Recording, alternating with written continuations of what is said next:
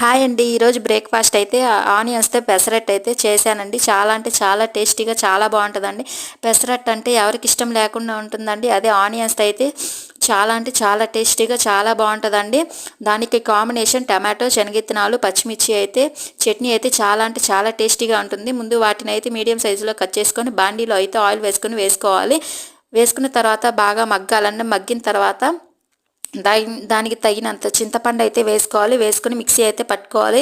మిక్సీలో వెల్లుల్లి, జీలకర్ర, కరివేపాకు అయితే వేసుకొని మిక్సీ అయితే పట్టుకోవాలి. లాస్ట్కి అయితే కొంచెం కొత్తిమీర వేసుకొని దీనికైతే తాలింపు కూడా అవసరం లేదండి. చాలా అంటే చాలా టేస్టీగా చాలా బాగుంటుందండి. పెసరట్టుకు ఆ చట్నీ అయితే చాలా టేస్టీగా చాలా బాగుంటుందండి.